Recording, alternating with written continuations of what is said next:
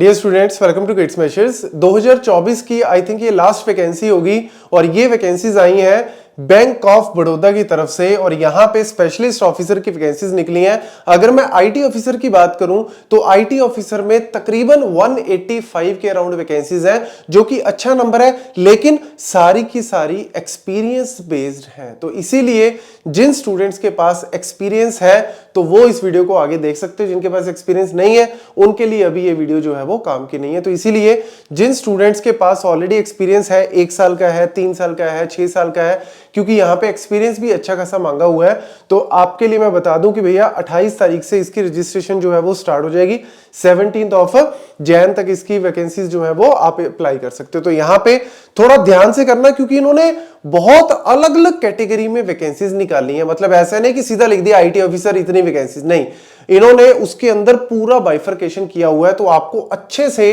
देखना पड़ेगा कि आपके पास एक्सपीरियंस क्या है, किस चीज में आप कंफर्टेबल हो, कौन सी पोस्ट, कौन सा डेजिग्नेशन आप फ्यूचर में चाहते हो, तो उसके हिसाब से पहले सफिशिएंट टाइम है, अच्छे से देख लेना। जैसे मैं आपको थोड़ा सा ओवरव्यू दे देता हूं, क्योंकि सारी बता नहीं सकता यहाँ पे, आप अपने हिसाब से चेक कर लेना, जिसमें भी आपको लगता है मैं एलिजिबल हूं तो आप उसको अप्लाई कर सकते हो। तो देखो, इंफॉर्मेशन टेक्नोलॉजी में यहाँ पे एक कैटेगरी है 177 वैकेंसीज वाली, जिसमें स्केल 3, स्केल 2, स्केल 3, ये सारी स्केल 2 और स्केल 3 की है। स्केल 3 में तो 6 साल का और स्केल 2 में सीधा सीधा 3 साल का एक्सपीरियंस है। तो इसलिए जो स्टूडेंट्स एक्सपीरियंस बेस्ड है वही इसको अप्लाई कर सकते हैं, बाकी जो है वो अप्लाई कर ही नहीं सकते।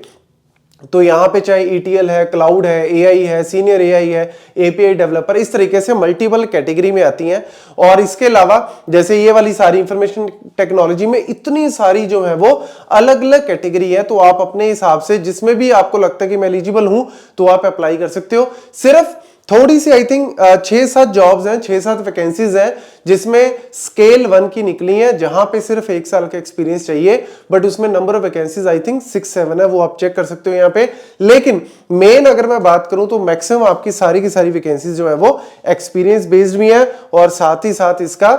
टेस्ट भी इन्होंने मेंशन किया हुआ है। तो यहाँ पे एप्लीकेशन फीस आप चेक कर सकते हो, लोकेशन ऑफ पोस्टिंग इन्होंने बोला हुआ है यहाँ पे, और स्केल जो आपका पे स्केल है वो भी यहाँ पे, पे स्केल तो नो डाउट अच्छा खासा है ही, लेकिन वही है कि जो स्टूडेंट कहते हैं कि सर मैं एलिजिबल हूं, तो उनके लिए डेफिनेटली मैं बोलूंगा कि अच्छा जो है वो एक अपॉर्चुनिटी आती है, क्योंकि 2024 में आईटी ऑफिसर की सबसे ज्यादा वैकेंसीज निकली हैं, चाहे IBPS की तरफ से, SBI की तरफ से, और अब आपके पास बैंक ऑफ बड़ौदा की तरफ से भी जो है वो आ चुकी हैं।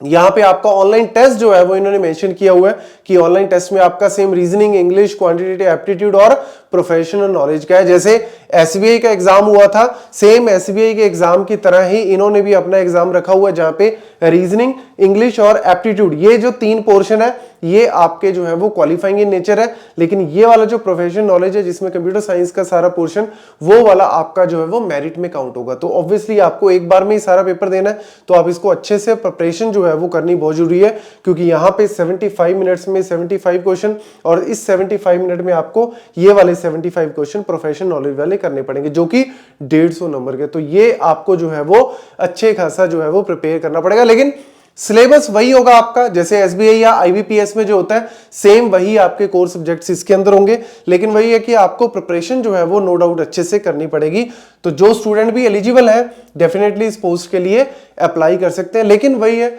मेहनत करके तैयारी करो अच्छे से, फिर डेफिनेटली आपको इसके लिए अप्लाई करना चाहिए, क्योंकि एक्सपीरियंस बेस्ड में कहीं ना कहीं उनकी तरफ से भी ये रहता है कि हमें एक नॉलेजेबल बंदा आए, एक स्किल्ड बंदा आए, जिसको ऑलरेडी उस फील्ड के बारे में पता हो, काम किया हो उसने, ताकि वो आके अपनी पोस्ट को अच्छे से संभाल सके। तो ये इसीलिए मैं आपको बोलना चाहूंगा कि जिनको भी आपको लगता है कि यस आई एम एलिजिबल, तो डेफिनेटली आप तैयारी करो अच्छे से, और फिर आप इसको एग्जाम को अप्लाई कर सकते हो, एग्जाम के लिए अपीयर हो सकते हो। Thank you.